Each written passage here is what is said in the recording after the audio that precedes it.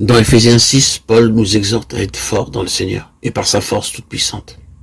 Or, comme nous avons besoin de force, car souvent nous ne pouvons presque plus résister, il faut que nous soyons forts.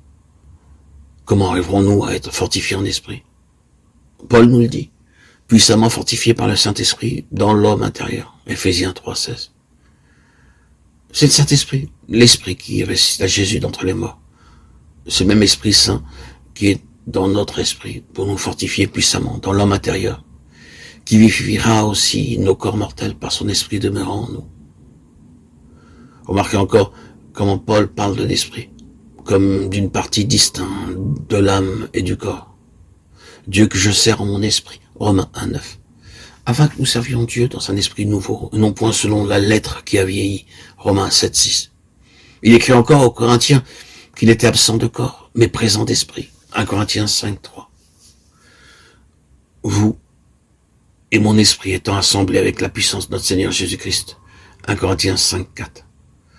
Ceci nous décrit l'esprit de communion intime avec Dieu et avec les enfants de Dieu, dans l'esprit, combattre avec un même esprit, Philippiens 1,27.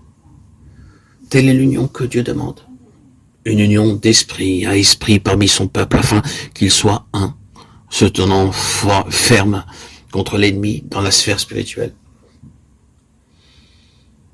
Vous verrez toujours parmi ceux qui vivent dans ce degré de la vie spirituelle une merveilleuse unité d'esprit, même s'ils habitent aux extrémités de la terre.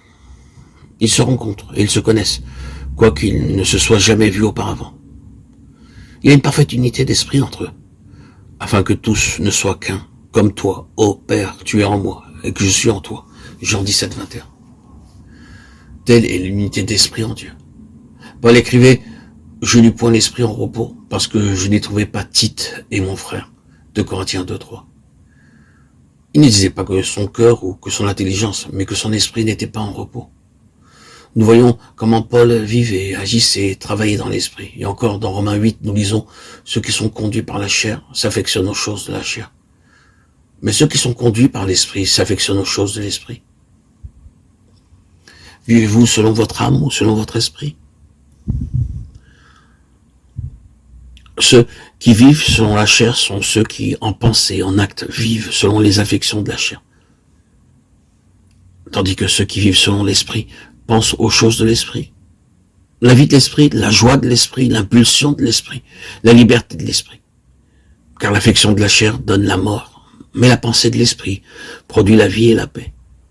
Les deux sphères sont clairement dépeintes dans ce verset. L'âme dominée par la chair, la sphère terrestre, ou bien l'âme dominée par l'esprit, la sphère céleste.